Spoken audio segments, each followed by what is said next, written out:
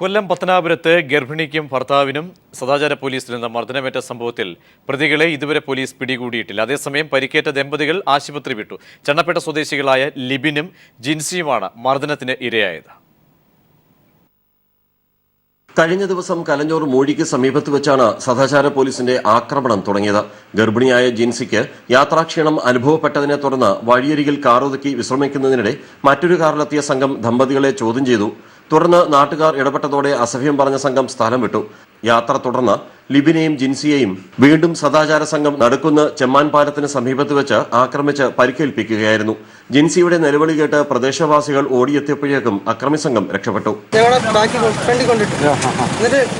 അവിടെ പോകുന്നവരെ എന്തിനാ അവിടെ നിർത്തി എന്നും പറഞ്ഞ് എല്ലാ 4 പേരും കൂടെ ഇറങ്ങി വന്നു. ഞാൻ ചോദിച്ചാൽ നിങ്ങൾക്ക് അറിയേണ്ട ആവശ്യം, ഞങ്ങൾ അവിടെ നിന്ന് റെസ്റ്റ് എടുക്കാൻ വേണ്ടി നിങ്ങൾ എന്ന് പറഞ്ഞപ്പോഴത്തേക്ക് എല്ലാം ഇറങ്ങി വന്ന് കഴിക്കുന്നത്. സദാചാര പോലീസ് സംഘം എത്തിയ കാറിന്റെ നമ്പർ നാട്ടുകാർ പോലീസിന് കൈമാറി. അതേസമയം പോലീസ് സ്ഥലത്തെത്താൻ വൈകിയത് നാട്ടുകാരുടെ പ്രതിഷേധത്തിനും ഇടയാക്കി. ആശുപത്രിയിൽ ചികിത്സ തേടിയ ദമ്പതികൾ ഇപ്പോൾ സുഖം പ്രാപിച്ചു വരുന്നു.